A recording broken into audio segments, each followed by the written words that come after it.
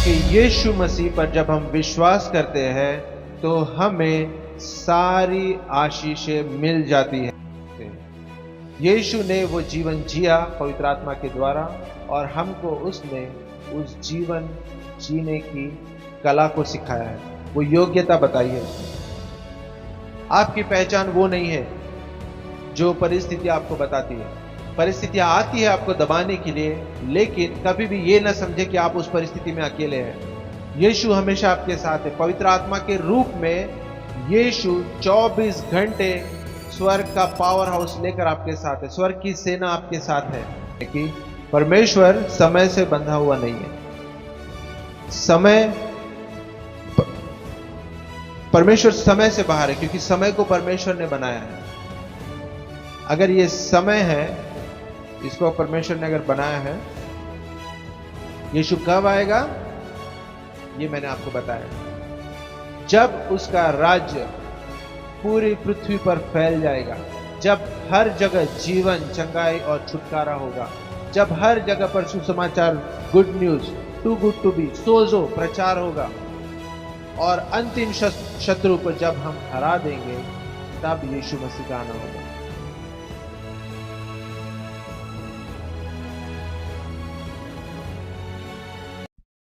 Double Joy, double खुशी।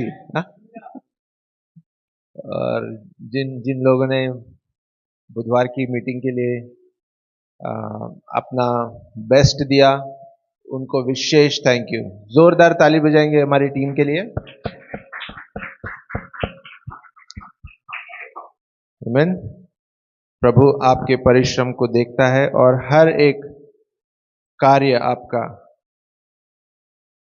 वो note करता है। आमीन। आपके हर एक कार्य के लिए आपके लिए एक पारितोषिक है। आमीन। आइए हमारे विषय की ओर जाएंगे। हमारा विषय क्या है, कोई बता सकता है? सोजो। सोजो का अर्थ, हाँ, संपूर्ण, संपूर्णता। यस, पूरा कंप्लीट पैकेज। हाँ, और साक्षी कुछ कह रहे थे। सोजो छुटकारा। आमीन। और दीदी कुछ बोल रहे हैं।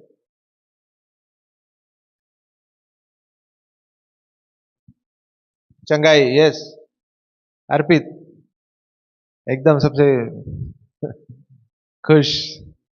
और सिर्फ सिर्फ छुटकारा और चंगाई है कि और भी कुछ है उसमें? सैल्वेशन। आमेन। देखेंगे मत्ती 1:21। सोजो, मत्ती उसका पहला अध्याय 21वां वचन।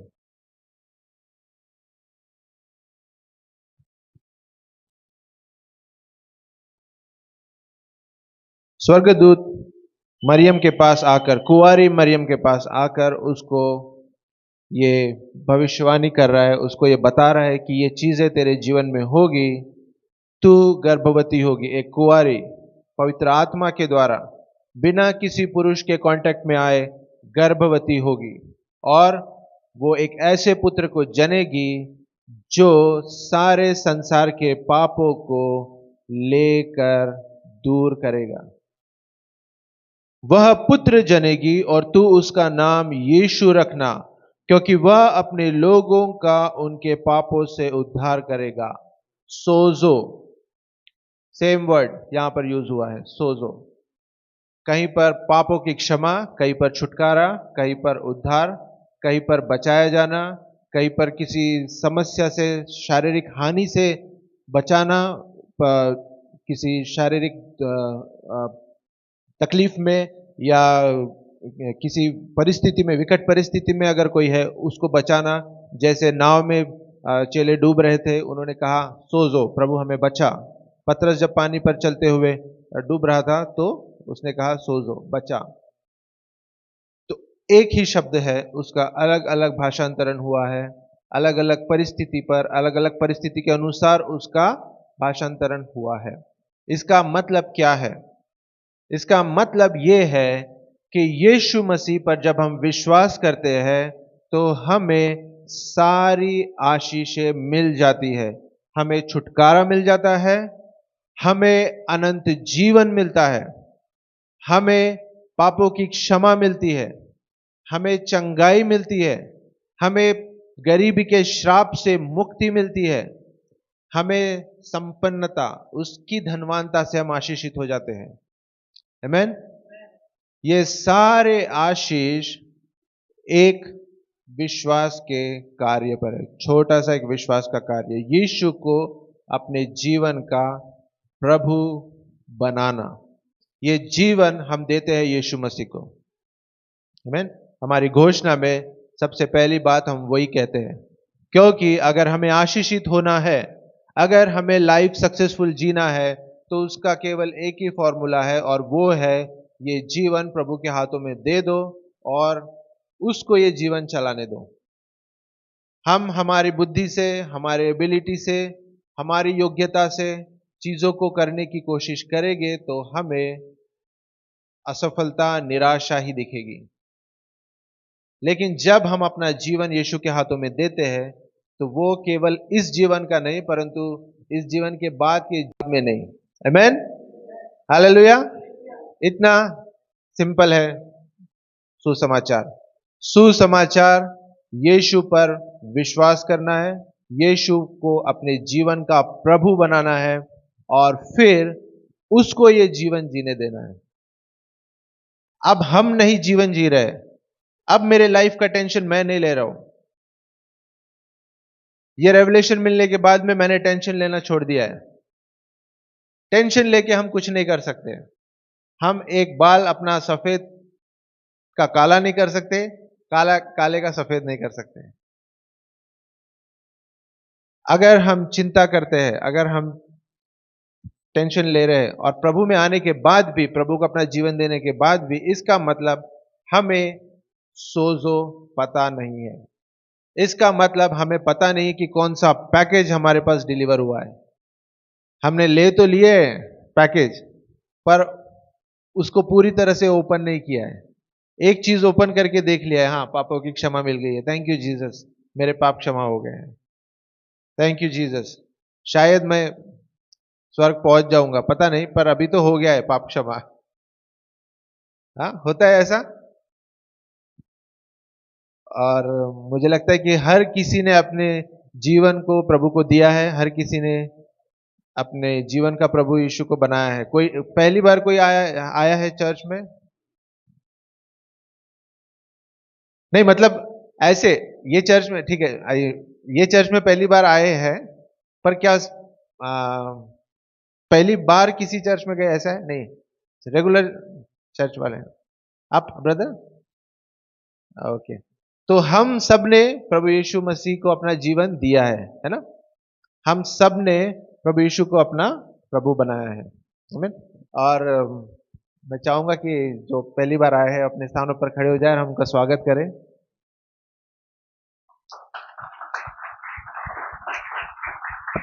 Thank you. और हम आपको मौका देंगे गवाही के समय में आप बात करने के लिए।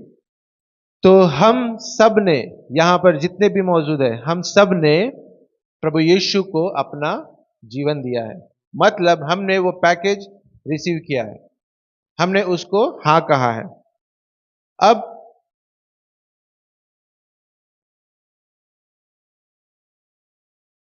इसमें हमारे लिए सारे फायदे हैं। सिर्फ पापों की क्षमा ही नहीं है, हो सकता है किसी ने सिर्फ एक चीज लिया हो उस पैकेज में से, लेकिन उसमें सब जीवन और भक्ति से संबंधित सारी आशीष है। आपको चंगाई की जरूरत है, तो अब कुछ करने की जरूरत नहीं है प्रभु को। प्रभु को अब आपके लिए कुछ अलग से कोई कार्य करने की जरूरत नहीं है। उस क्रूस पर के बलिदान में आपकी चंगाई ऑलरेडी है। बीमारी आपके शरीर पर अटैक करने से पहले, बीमारी आपके घर में अटैक करने से पहले ही उसका इलाज प्रभु ने कर दिया है। हालेलुया। और हम देखेंगे वचनों को, इस सत्य को समझने की हम कोशिश करेंगे। जितना अधिक ये सत्य हमको समझ में आ जाएगा, उतना अधिक हम विजयी जीवन जिएंगे। ठीक है। और बहुत महत्वपूर्ण है आज का वचन, इसको सुनिए, नोट्स निकालिए, और YouTube पे भी अपना वचन जाएगा तो वहां पर भी आप उसको बार बार सुनिए। इसके नोट्स भी मैं डालूंगा। तो होता क्या है, बीमारी जो है वो मृत्यु को लेकर आती है। और कई बार हमें लगता है कि प्रभु ऐसा क्यों हो रहा है, ये क्या हो रहा है, ये, ये ऐसे कैसे हो गया। और जब हम पूरे एक वचन की मैच्योरिटी में, प्रकाशन में जब हम नहीं होते हैं, जब ये चीजें हमें पता नहीं होती है, और फिर कुछ गड़बड़ियां जब आ जाती है, तो हमें लगता है कि प्रभु ऐसा क्यों हो रहा है, ये मृत्यु क्यों आई। और कई बार हम जीवन जीते हैं मसीह होने के बावजूद डर में। हम इस डर में रहते हैं कि हम देखते हैं हमारे आसपास, अगर हमने काफी समय अगर इस पृथ्वी पर बिताया है, तो हमने किसी ना किसी की मौत को देखा होगा। किसी ना किसी को हमने देखा होगा कि वो किसी बीमारी में जीवन त्याग दिया और वो अब इस दुनिया में नहीं है। और फिर ऐसी चीजों को देखने के बाद, सुनने के बाद में हमारे मन में विचार आता है कि ये जीवन कहाँ जा रहा है, हम कहाँ जा रहे हैं। जो उस व्यक्ति के साथ हुआ, क्या वो मेरे साथ होगा? क्या वो मेरे परिवार में ऐसी बात हो सकती है? और फिर इन चीजों से, इन घटनाओं से, इन परिस्थितियों से हमारे मन में डर आता है, डर कार्य करता है। हम सोचते हैं कि हम क्या करें, हम कौन सा हेल्थ इंश्योरेंस लें, हम बच्चों के लिए क्या करके जाए। हम उन प्लानिंग में लग जाते हैं कि मुझे इन चीजों के लिए तैयार रहना है, मुझे ये भी हो सकता है, मैं पता नहीं कल रहूं या न रहूं, और हम उस सोच में चले जाते हैं। लेकिन प्रियो, अगर आप विश्वासी हैं, अगर आप वचन पर खड़े हैं, तो ये खुशखबरी मैं आपको बताना चाहता हूं कि आपके साथ वो नहीं होगा जो आपके आस पास आप होते हुए देख रहे हो। जो बीमारियां, जो तकलीफें, जो परेशानियां आप देख रहे हो संसार में, वैसा कुछ भी आपके साथ नहीं होगा। ये मैं नहीं कह रहा हूं, ये वचन कह रहा है। क्योंकि यीशु आया है अपने लोगों को बचाने के लिए, छुड़ाने के लिए। स्वर्गदूत ने क्या कहा मरियम से? कि वो अपने लोगों का पापों से उद्धार करेगा। और एक हम बहुत मजेदार वाक्य देखेंगे। हम चलेंगे मरकुस में।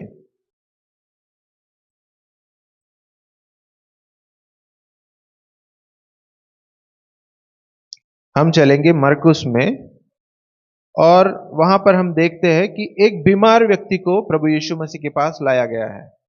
ठीक है, बीमार व्यक्ति। मरकुस 2, मार्क 2। यहां पर यीशु अपने घर में है। वचन 2 से मैं पढ़ता हूं। कई दिनों के बाद वह फिर वचन 1 से, कई दिनों के बाद वह फिर कफरनहूम में आया और सुना गया कि वह घर में है। फिर इतने लोग इकट्ठा हुए कि द्वार के पास भी जगह नहीं थी, और वह उन्हें वचन सुना रहा था। और लोग एक लकवे के रोगी को 4 मनुष्यों से उठवाकर उसके पास ले आए। ठीक है, ध्यान दीजिए, वो एक रोगी है, बीमार व्यक्ति को 4 लोग उठाकर लेकर आए हैं। परंतु जब वे भीड़ के कारण उसके निकट न पहुंच सके, तो उन्होंने उस छत को जिसके नीचे वह था खोल दिया, और जब वे उसे उधेड़ चुके, तो उस खाट को जिस पर लकवे का रोगी पड़ा था लटका दिया। यीशु ने उनका विश्वास देखकर उस लकवे के रोगी से कहा, हे पुत्र, तेरे पाप क्षमा हुए। बीमार व्यक्ति को यीशु के पास लाया गया है, और यीशु से कह रहा है, तेरे पाप क्षमा हुए। बीमार व्यक्ति है, उसको चंगाई की जरूरत है, लेकिन प्रभु कह रहा है, तेरे पाप क्षमा हो गए।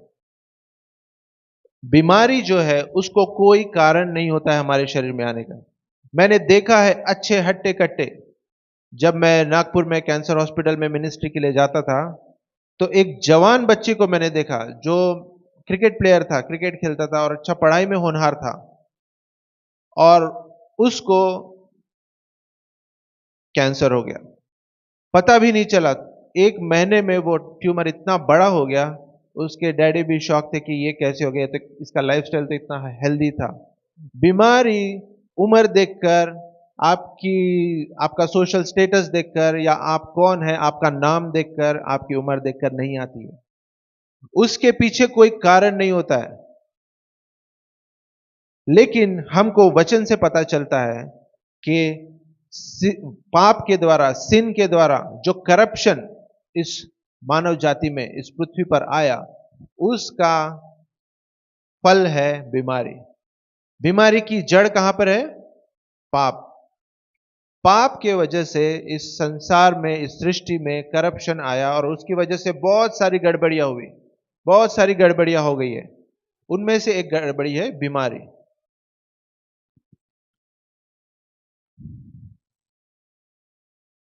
देखिए आगे पढ़ेंगे हम।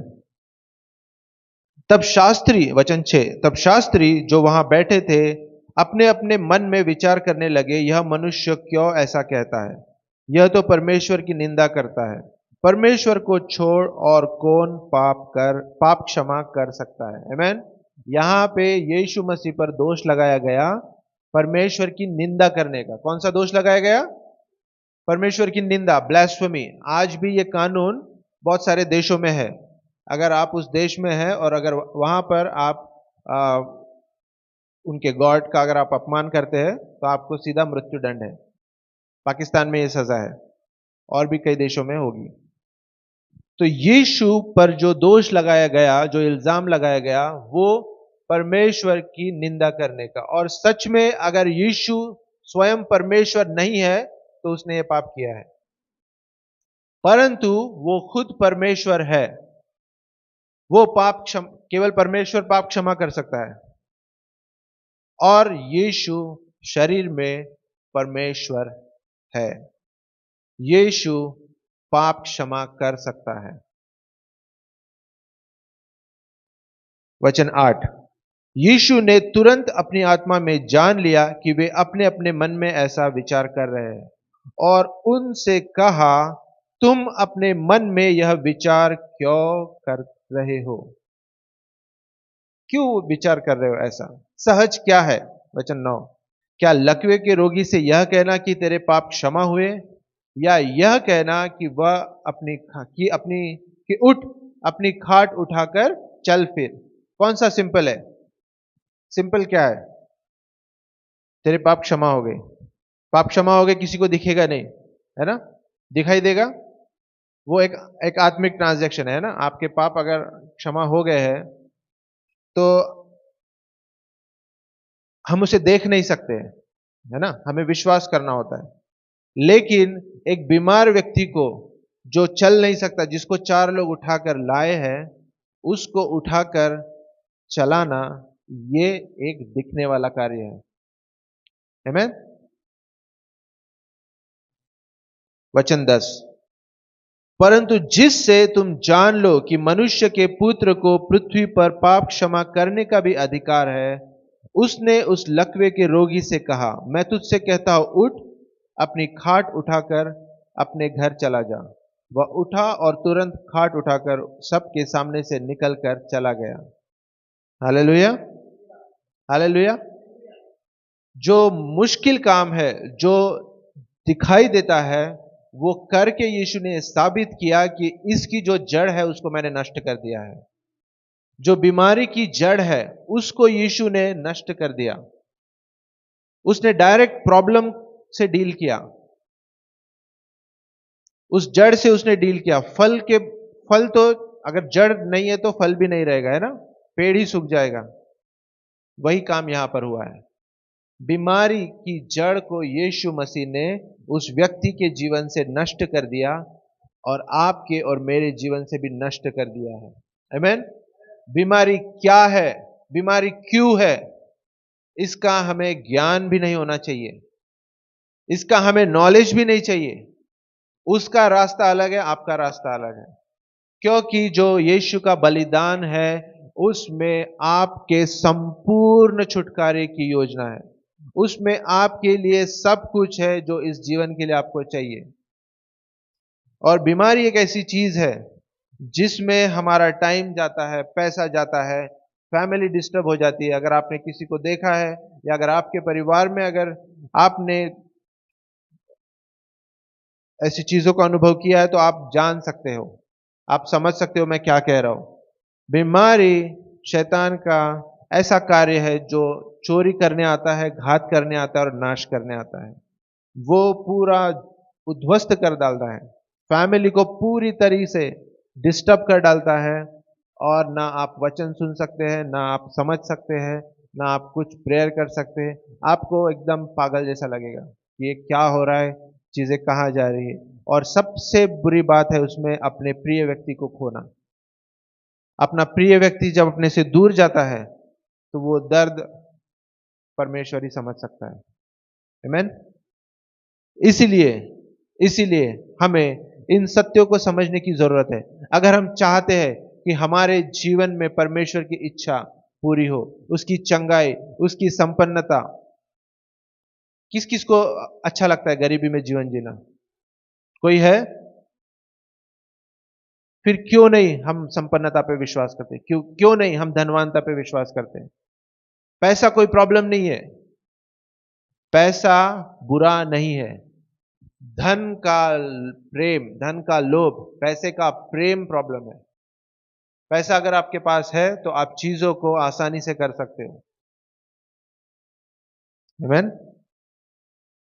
आज हम वचन प्रचार कर पा रहे हैं, यूट्यूब के माध्यम से वचन जा रहा है ना? आसानी से हम लोग अच्छी जगह पर बैठे, इतनी अच्छी जगह पर, है ना? ये सब के लिए पैसे की जरूरत होती है। अगर पैसा हमारे पास नहीं है तो हम चीजों को आसानी से नहीं कर सकते। करेंगे लेकिन उसमें हमें बहुत तकलीफ होगी। तो धनवानता परमेश्वर की ओर से, इस पर हमें विश्वास करना होगा। वो चाहता है हम कर्जे से मुक्त हो, वो चाहता है कि हमारी जरूरत पूरी हो, हमारे हाथों के कामों पे उसने बरकत दिया है। वो चाहता है कि हम अपने हाथों को लेकर किसी काम में लगाए। घर पे बैठे रहेंगे तो स्वर्ग से टपकने वाला नहीं है, ऑटोमेटिकली जेब में पैसा नहीं आने वाला। उसने हमारे हाथों के कामों पर आशीष बोला है। आमीन। और उसने इन आशीषों का डेमोन्स्ट्रेशन भी किया यीशु की सेवकाई में। उसने सिर्फ प्रचार नहीं किया, उसने सिर्फ शिक्षा नहीं दी, परंतु चीजों को करके दिखाया है। और अब वो देखो क्या कहता है, मरकुस में ही 16वें अध्याय में हम आएंगे।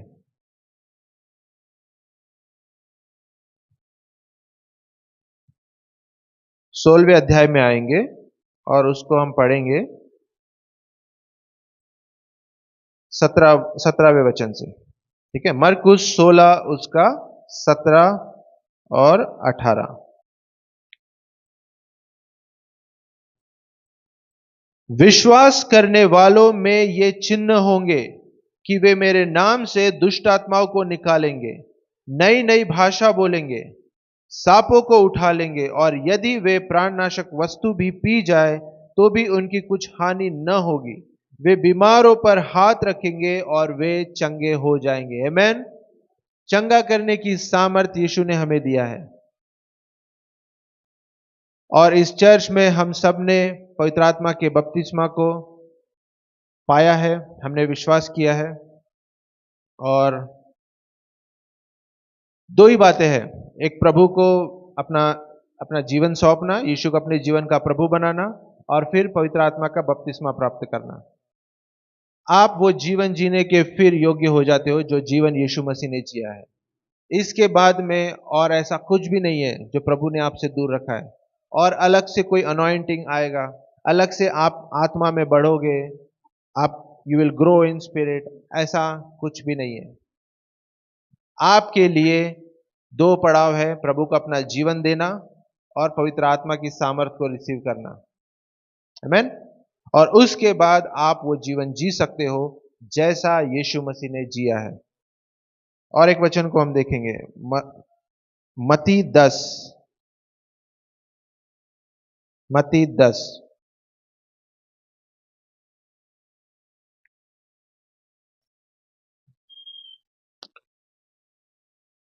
वचन 7 से हम पढ़ेंगे आगे। चलते चलते यह प्रचार करो, स्वर्ग का राज्य निकट आ गया है। The kingdom of God is here. और दूसरे ट्रांसलेशंस में हमने पिछली बार पढ़ा था, आप इसको इंग्लिश के दूसरे ट्रांसलेशन में देखिए, kingdom of God is here. अभी वो यहीं पर है, इतने नजदीक है कि आप उसे देख सकते हो, छू सकते हो, वो आपके पास में है। परमेश्वर का राज्य कहां पर है? यहीं पर है, अभी आपके अंदर है। वो स्वर्ग में नहीं है परमेश्वर का राज्य कि हम वेट कर रहे हैं हम परमेश्वर के राज्य में प्रवेश करेंगे। हम परमेश्वर के राज्य में अभी है। अभी यहां पर शैतान का राज नहीं है, यहां पर परमेश्वर का राज्य है। यीशु मसीह राज कर रहा है। हालेलुया। हम यीशु मसीह के राज में हैं और उसने हमें देखो क्या सामर्थ दिया है। वचन 8, बीमारों को चंगा करो, मरे हुओं को जिलाओ, कोढ़ियों को शुद्ध करो, दुष्ट आत्माओं को निकालो। तुमने सेंत में पाया है, सेंत में दो। मतलब तुमने फ्री में ये चीजें पाई है, फ्री में इसको दो। ये सारी आशीषें एक विश्वास करने वाले के लिए, एक विश्वासी के लिए है। जैसा यीशु ने जीवन जिया वैसा वो जीवन जी सकता है। चर्च को अपनी पहचान जानना होगा, चर्च को समझना चाहिए, उस लेवल पे आना है। कहीं ना कहीं ये असलियत, ये मैसेज और जो जो नमूना यीशु ने बताया प्रचार का, उसने प्रचार किया और डेमोन्स्ट्रेट किया, प्रचार किया और करके दिखाया। इसको कहीं ना कहीं हम भूल चुके हैं। ये चीजें जब तक नहीं होगी तब तक जीवन बदलेंगे नहीं, लोग प्रभु के पास नहीं आएंगे, उनके प्रॉब्लम सॉल्व नहीं होगी और हमें रिजल्ट्स नहीं दिखेंगे। आमीन। जब वचन का प्रचार होता है तो उसका समर्थन प्रभु चिन्ह चमत्कार के द्वारा करता है। जब आप डांटते हो बीमारी भागती है, जब आप डांटते हो दुष्ट आत्मा निकल जाता है, जब आप किसी पर हाथ रखते हो किसी बीमार पर तो वो चंगा हो जाता है। आपको यह अधिकार दिया गया है, यह स्वर्ग से दिया गया है। आमीन, आमीन। यीशु ने वो करके दिखाया और हमको बताया कि हम कैसा जीवन जी सकते हैं। यीशु ने वो जीवन जिया पवित्र आत्मा के द्वारा और हमको उसने उस जीवन जीने की कला को सिखाया है। वो योग्यता बताई है उसने कि देखो, मनुष्य केवल डर में जीने के लिए, बीमारी में तबाह होकर जीवन खत्म करने के लिए नहीं है, परंतु जयवंत से भी बढ़कर जीवन जीने के लिए हमें उसने इस पृथ्वी पर रखा। ये जीवन, ये शरीर मामूली नहीं है। कभी निराशा को अपने ऊपर हावी ना होने दे। मन में, शरीर में अभी बहुत सी चीजें होना बाकी है, लेकिन आत्मा में आप हमेशा आशीषित है, अनॉइंटेड है परमेश्वर के जैसे। जैसा यीशु है वैसे आप है। जब निराशा आती है थोड़ा देर शांत हो जाइए, स्तुति आराधना करने की कोशिश कीजिए, आपकी निराशा भाग जाएगी, अविश्वास भाग जाएगा। वचनों को बोलना शुरू कीजिए, जो वचन अपने घोषणा के जो वचन है उनको बोलना शुरू कीजिए, आपको विश्वास आएगा, निराशा भाग जाएगी। डिप्रेशन क्या है वो आपको पता नहीं चलेगा। निराशा के विचार को हावी न होने दे। आपकी पहचान वो नहीं है जो परिस्थितियां आपको बताती है। परिस्थितियां आती है आपको दबाने के लिए, लेकिन कभी भी ये ना समझे कि आप उस परिस्थिति में अकेले हैं। यीशु हमेशा आपके साथ है। पवित्र आत्मा के रूप में यीशु 24 घंटे स्वर्ग का पावर हाउस लेकर आपके साथ है, स्वर्ग की सेना आपके साथ है। आमीन।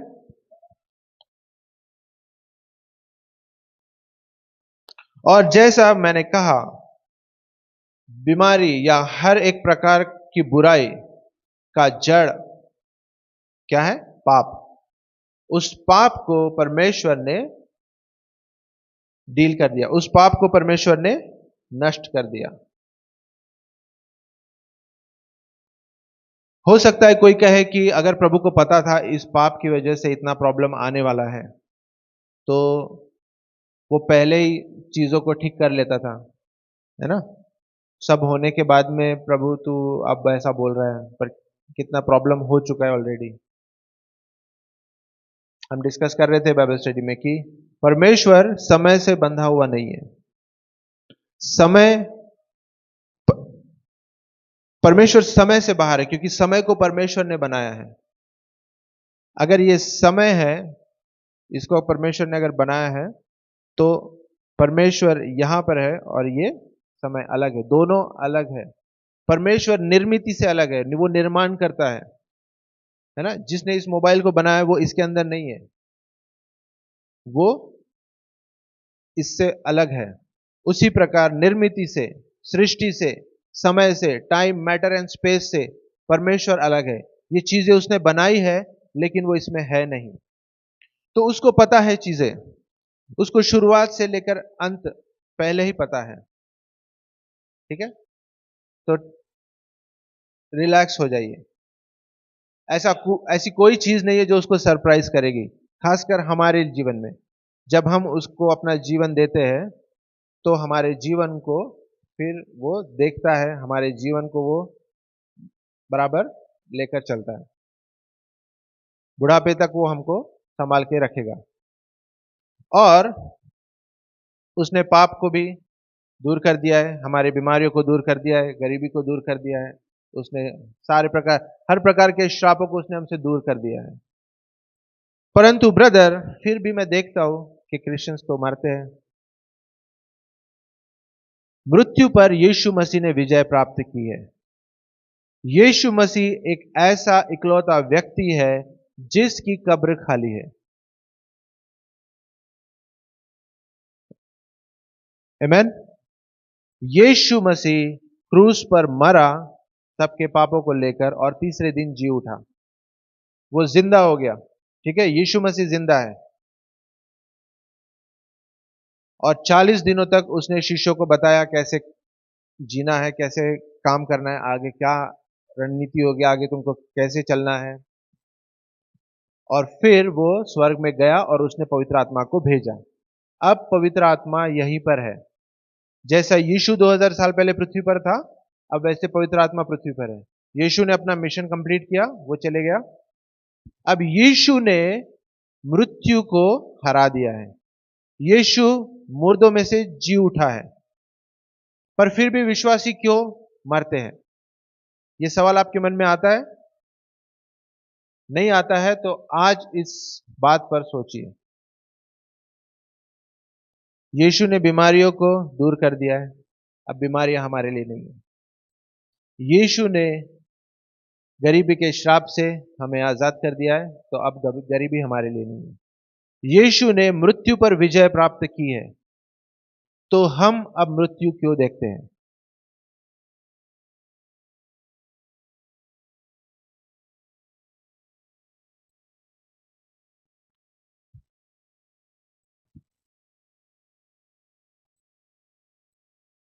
आइए हम कुछ वचनों को देखेंगे। हम निकालेंगे पहला कुरिन्थियों 15 और वचन 20 से हम पढ़ेंगे। परंतु सचमुच मसीह मुर्दों में से जी उठा है, और जो सो गए हैं उनमें वह पहला फल हुआ। यीशु पहला फल है मुर्दों में से जी उठने वालों में। आमीन। क्योंकि जब मनुष्य के द्वारा मृत्यु आई, तो मनुष्य ही के द्वारा मरे हुओं का पुनरुत्थान भी आया। रेजरेक्शन, मरे हुओं का पुनरुत्थान यीशु मसीह के द्वारा। यीशु मरा और जी उठा। आज उसके पास जो शरीर है वो आपके और मेरे जैसा नहीं है, जिसमें दर्द होता है, जो जो लिमिटेड है, जिसका कैपेसिटी लिमिटेड है, जिसमें एजिंग है, जो बूढ़ा होता है, कमजोर होते जाता है। वैसा शरीर यीशु के पास नहीं है। यीशु हमेशा हमेशा के लिए जवान है। आप जब यीशु को स्वर्ग में देखोगे तो उसमें दाढ़ी और सफेद बाल नहीं दिखेंगे, वो आपको जवान दिखेगा। इब्राहिम भी आपको जवान दिखेगा। हर कोई आपको जवान दिखेंगे, क्योंकि बुढ़ापा या मृत्यु ये जीसस अदन की वाटिका का जो प्लान था उसमें ये चीजें नहीं थी। आदम और हवा को परमेश्वर ने बनाया, उनको हमेशा हमेशा जीने के लिए बनाया, लेकिन पाप की वजह से करप्शन आ गया। अब होने क्या वाला है? जैसा यीशु पुनरुत्थित हुआ, वैसा हम भी होंगे, हमें भी नया बॉडी मिलेगा। और वचन 22, और जैसे आदम में सब मरते हैं वैसे ही मसीह में सब जिलाए जाएंगे। पहले आदम में सब मरते हैं, वैसे मसीह में सब जिलाए जाएंगे। ब्रदर जिलाए जाएंगे ठीक है, लेकिन मरते ही क्यों है? आगे पढ़ेंगे, ठीक है। परंतु हर एक अपनी अपनी बारी से, पहला फल मसीह, फिर मसीह के आने पर उसके लोग, इसके बाद अंत होगा। उस समय वह सारी प्रधानता और सारा अधिकार सामर्थ का अंत करके राज्य को परमेश्वर पिता के हाथ में सौंप देगा। आमेन, आमेन। यीशु मरे हुओं में से जीने वालों में पहला फल है, और वो वही पुनरुत्थान की सामर्थ हमारे अंदर कार्य कर रही है। लेकिन कुछ ऐसा है जो होना बाकी है। यहां पर यीशु के दूसरे आगमन के बारे में लिखा गया है। जब सब जिलाए जाएंगे, पहला फल मसीह, फिर मसीह के आने पर उसके लोग। मसीह का जब दोबारा आगमन होगा तो जो सो गए हैं वो जिलाए जाएंगे, और जो जीवित है वो रूपांतरित हो जाएंगे। उसके बाद अंत होगा। उसके बाद में मतलब जो जो प्रॉब्लम हो चुका है पाप की वजह से, फिर वो नहीं रहेगा। सबको यीशु के जैसा बॉडी मिलेगा। इसके बाद अंत होगा। उस समय वह सारी प्रधानता और सारा अधिकार और सामर्थ का अंत करके राज्य को परमेश्वर के पिता के हाथों में सौंप देगा। राज्य को किसके हाथों में सौंपेगा? पिता के। तब तक किसके हाथ में राज्य है? शैतान के। शैतान राज्य कर रहा है? नहीं कर रहा है। राज्य यीशु मसीह कर रहा है। यीशु मसीह के हाथों में राज्य है। यीशु मसीह के हाथों में सारे अधिकार है, सारी प्रधानताएं है। क्योंकि जब तक, वचन 25, क्योंकि जब तक वह अपने बैरियों को अपने पांव तले न ले आए तब तक उसका राज्य करना अवश्य है। सबसे अंतिम बैरी जो नष्ट किया जाएगा वह मृत्यु है। यीशु ने मृत्यु पर विजय प्राप्त कर ली है, लेकिन वचन कह रहा है कि सबसे अंतिम शत्रु जो है वो है मृत्यु। थोड़ा कंफ्यूज हो रहा है समझने में। यीशु तो मुर्दों में से जी उठा है ना। यीशु ने, हम गीत भी गाते हैं ना ईस्टर को, उसने मृत्यु को हरा दिया है ना, कब्र खाली है। पर वचन कह रहा है कि वो अंतिम शत्रु को हराएगा।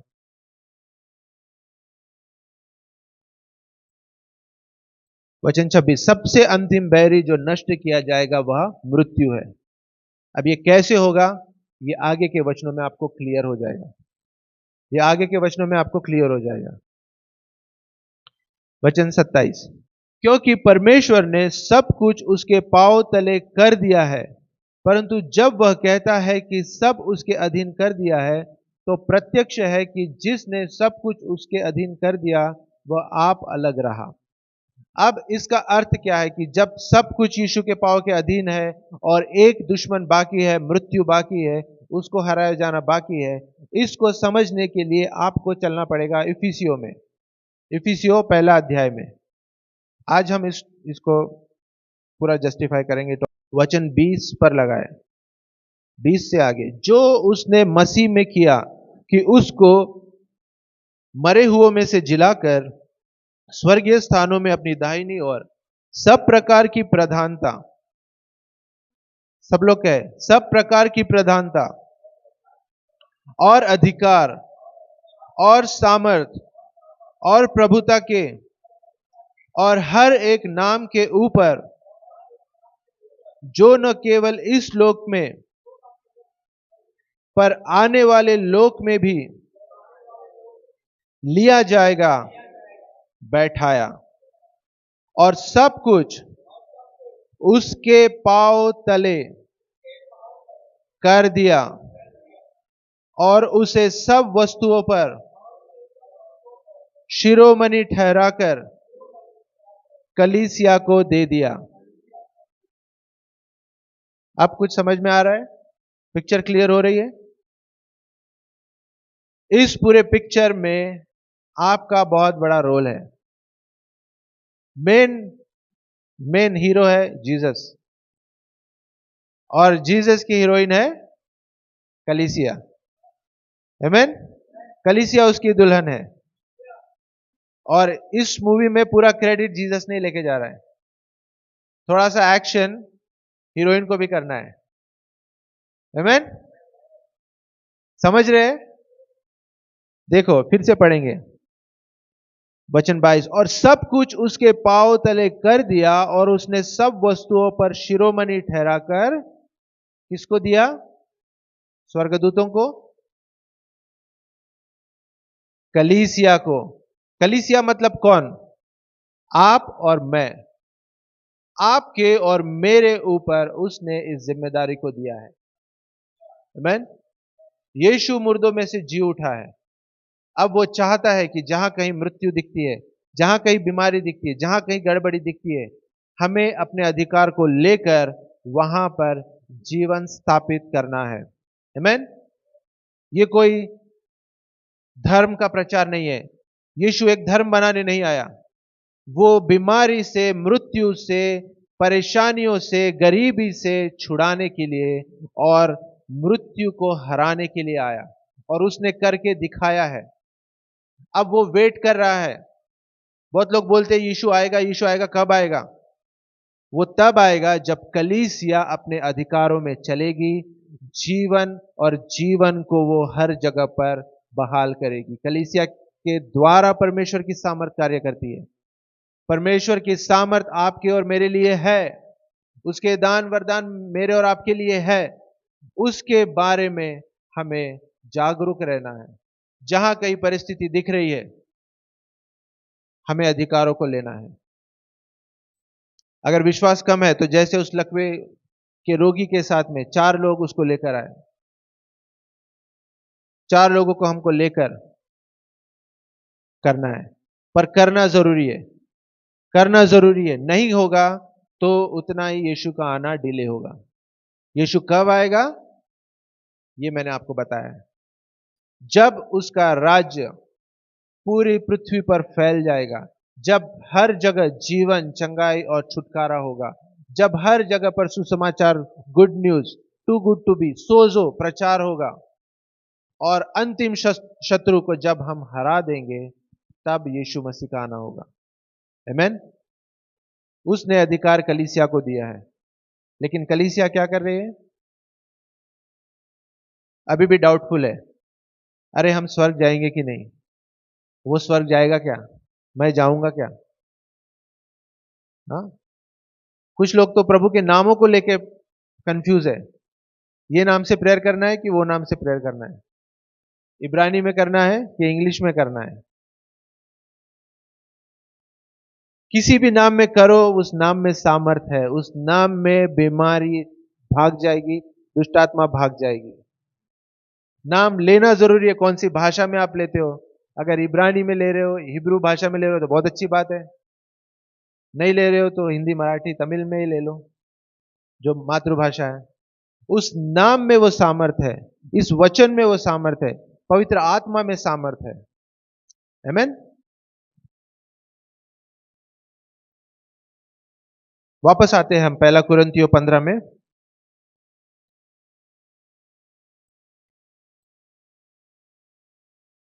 क्योंकि परमेश्वर ने, वचन 27, क्योंकि परमेश्वर ने सब कुछ उसके पांव तले कर दिया है।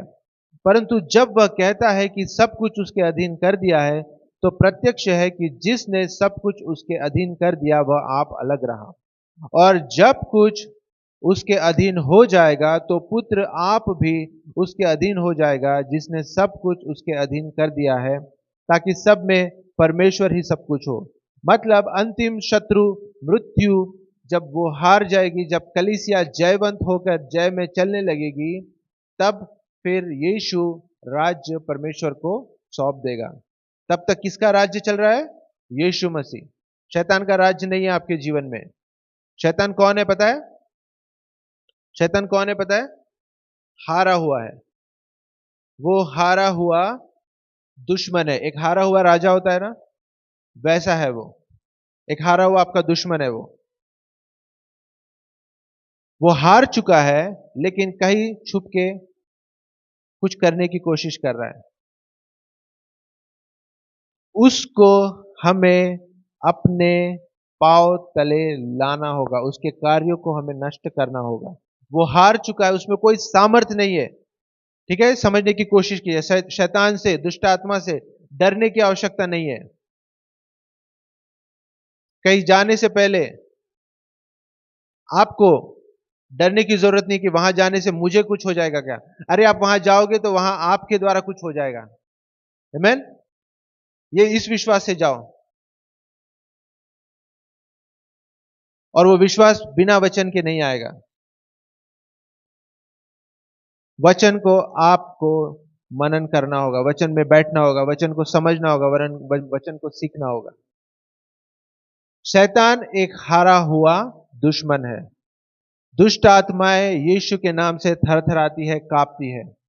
यीशु के नाम में हमने देखा विश्वासियों के क्या अधिकार है। वो दुष्ट आत्माओं को निकालेंगे, बीमारों को चंगा करेंगे। यीशु के नाम में सारा सामर्थ, सारा अधिकार कलीसिया को दिया हुआ है। वचन 19, नहीं तो जो लोग मरे हुओं के लिए बपतिस्मा लेते वे क्या करेंगे? यदि मुर्दे जी नहीं उठते, यदि मुर्दे जी उठते ही नहीं तो फिर क्यों उनके लिए बपतिस्मा लेते? और हम भी क्यों हर घड़ी जोखिम में पड़े रहते? हे भाइयों, मुझे उस घमंड की शपथ जो हमारे मसीह यीशु में है तुम्हारे विषय में करता हूं कि मैं प्रतिदिन मरता हूं। यदि मैं मनुष्य की रीति पर इफिसियुस में वन पशुओं से लड़ा तो मुझे क्या लाभ हुआ? यदि मुर्दे जिलाए नहीं जाएंगे तो आओ खाए पिए, क्योंकि कल तो मर ही जाएंगे। धोखा न खाओ, बुरी संगति अच्छे चरित्र को बिगाड़ देती है। ये वचन आपने कई बार सुना होगा, है ना? Evil communication corrupt good manners. ये मॉरल क्लास का, मॉरल टीचिंग का वचन नहीं है। जो लोग पुनरुत्थान पर, परमेश्वर की सामर्थ पर विश्वास नहीं करते, ऐसे लोगों से पौलुस कह रहा है कि ऐसी संगति से दूर रहो। अगर आप धर्म में पड़े रहोगे, धर्म के कामों में आप पड़े रहोगे, तो जीवन और परमेश्वर की सामर्थ से आप कोसों कोसों दूर रहोगे। आमीन। वचन 34। अब इस वचन को आपको इंग्लिश में खोल के पढ़ना ही पड़ेगा, या तमिल में या मराठी में पढ़ना ही पड़ेगा। वचन 34 हिंदी में आपको देखो, हिंदी में लिखा है, धर्म के लिए जाग उठो और पाप न करो, क्योंकि ऐसे है जो परमेश्वर को नहीं जानते। मैं तुम्हें लज्जित करने के लिए यह कहता हूं। अब यहां पर वचन शब्द आया है धर्म। धर्म के लिए जाग उठो और पाप मत करो। तुरंत प्रेशर आ गया आपके ऊपर, तुरंत प्रेशर आ गया कि अरे मैं तो पापी हूं, मैं तो परमेश्वर की सामर्थ को देख ही नहीं सकता, मेरे जीवन में तो ये हो ही नहीं सकता, मेरी तो प्रार्थना से कोई ठीक हो ही नहीं सकता, मेरी प्रार्थना से तो कोई मुर्दा जिंदा हो ही नहीं सकता। आइए इसी वचन को हम मराठी में और इंग्लिश में देखेंगे। अगर आपके पास ऐप में आप तमिल पढ़ सकते हैं, तमिल में भी निकालिए।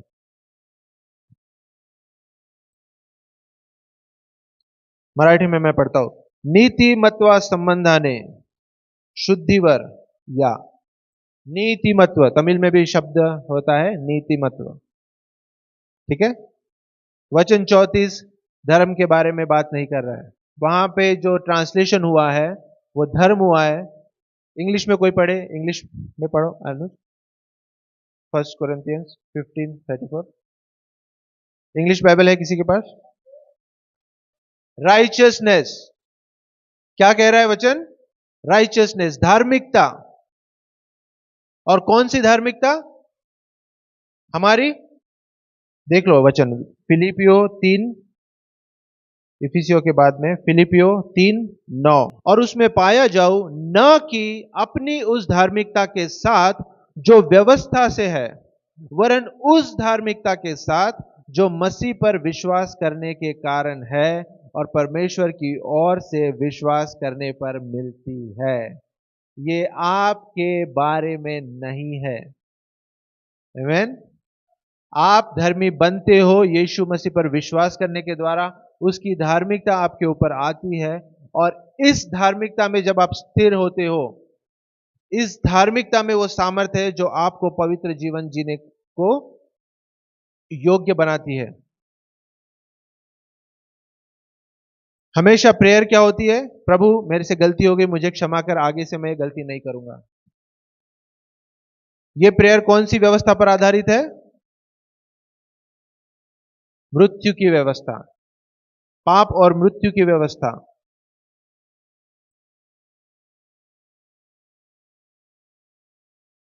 कर्मों वाली व्यवस्था। मैं करके दिखाऊंगा प्रभु, मैं पवित्र जीवन जी के दिखाऊंगा, मैं उपवास करके दिखाऊंगा, मैं रोज बाइबल पढ़ूंगा आज से, और मैं उस तेरे स्टैंडर्ड को मीट करके दिखाऊंगा। नहीं, आप यीशु के स्टैंडर्ड को मीट नहीं कर सकते अपने कर्मों के द्वारा। आपको केवल और केवल उस पर विश्वास करना होगा। विश्वास के द्वारा जो धार्मिकता प्राप्त होती है, उस ही के द्वारा आप जयवंत से बढ़कर जीवन जी सकते हो। आमेन। उसी के द्वारा आप पवित्र जीवन जी सकते हो, उसी के द्वारा आप सक्सेसफुल हो सकते हो। और फिर हम आगे चलते हैं उसी में, पहला कुरिन्थियों 15 अध्याय में। ये वचन हमने इसके पहले भी पढ़ा है, फिर से एक बार इसे हम समझने की कोशिश करेंगे। वचन 54, 54, फर्स्ट कुरिन्थियंस 15:54 से आगे। और जब नाशवान अविनाशी को पहन लेगा तो यह मरणहार अमरता को पहन लेगा। आमेन। हम अमर हो जाएंगे, अमरता को हम प्राप्त कर लेंगे जब हम अपने अधिकारों में, अपने धार्मिकता में जो परमेश्वर के द्वारा हमें मिलती है, उसमें जब हम चलेंगे तो हम अमरता को प्राप्त कर लेंगे, पहन लेंगे। तब यह वचन जो लिखा है पूरा हो जाएगा, जय ने मृत्यु को निगल लिया। हे मृत्यु तेरी जय कहां रही?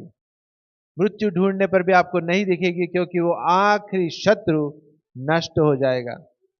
यीशु ने उस पर विजय प्राप्त कर लिया है। कलीसिया को अपने अधिकार में, अपनी पहचान में चलने की आवश्यकता है। हे मृत्यु तेरी जय कहां रही? वचन 55, हे मृत्यु तेरा डंक कहां रहा? मृत्यु का डंक तो पाप है, और पाप का बल व्यवस्था है। मृत्यु का डंक क्या है? पाप है। एक डंक में जहर जो होता है वो हमको तकलीफ देता है। अगर डंक में जहर ना हो तो वो केवल एक डंक है ना? मृत्यु का डंक क्या है? पाप है। पाप समझ लो, एक बिच्छू है, उसका डंक है, वो डंक है पाप। वो डंक जब लगता है तो उसके अंदर का जहर, मृत्यु आती है। जब डंक लगेगा तभी मृत्यु आएगी, जहर जाएगा। ठीक है। और जहरीले जानवरों का मैं नाम नहीं लेता हूं, क्योंकि कुछ लोग डर जाएंगे। ठीक है। एक डंक में जहर होता है, वो जहर है मृत्यु, और उस डंक का क्या नाम है? पाप। पाप के डंक से मृत्यु आती है। पाप के डंक से मृत्यु आती है। सब लोग बोले, पाप के डंक से मृत्यु आती है। ठीक है। पाप वो जड़ थी जिसके द्वारा बीमारियां और मृत्यु इस संसार में आया, और उसको बल कौन देता है? उस जहर को जहरीला कौन बनाता है? कौन बनाता है? पाप का बल व्यवस्था है। अगर व्यवस्था निकाल दिया तो वो क्लियर प्योर वाटर हो जाएगा। वो जहर जहर नहीं रहेगा, शुद्ध पानी हो जाएगा।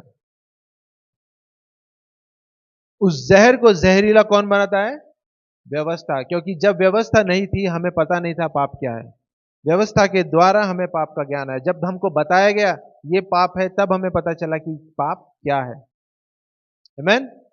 अब यीशु मसीह ने हमारे विवेक को भी शुद्ध कर दिया है। इब्रानियों 10 में आप पढ़ना, उसने हमारे विवेक को शुद्ध कर दिया है। अब पाप का दोष हमारे ऊपर नहीं होना चाहिए। गलती हो गई है, धन्यवाद प्रभु, तेरा अनुग्रह मेरे ऊपर है। तेरे अनुग्रह के द्वारा मैं चीजों को कर सकता हूं। मैं एक पवित्र जीवन जी सकता हूं। मैं विजय में चल सकता हूं। मैं प्रार्थना करूंगा, बीमार चंगे होंगे, क्योंकि ये मेरे पवित्रता की वजह से नहीं है। यीशु जो मुझ में रहता है, जो मेरी आत्मा में है, उसके द्वारा ये हो रहा है। आमीन। हालेलुया। बहुत लंबा हो गया है, बहुत डीप हो गया है, थक गए, नींद आ रही है। खुशी मनाइए, खुश हो जाइए कि आपको परमेश्वर ने अधिकार दिया है। मृत्यु आपके पाँव के नीचे है और जब तक वो नीचे नहीं आएगा, जब तक आप उसके ऊपर विजय प्राप्त नहीं करोगे, जब तक कलीसिया अपने फुल पावर में नहीं चलेगी, तब तक हमें गड़बड़ियाँ दिखेगी। आमीन। इस प्रकाशन में हमें बढ़ना है, इस पर मनन कीजिए। यूट्यूब पर वीडियो को देखिए और नोट्स को मैं डालूंगा। नोट्स अगर आपने लिखे हैं तो इन पर भी आप मनन कीजिए। ये बहुत जरूरी है, ये फंडामेंटल है। आमीन। आइए अपने स्थानों पर खड़े हो जाते हैं और धन्यवाद की भेंट को हम प्रभु के साममुख लेकर आते हैं।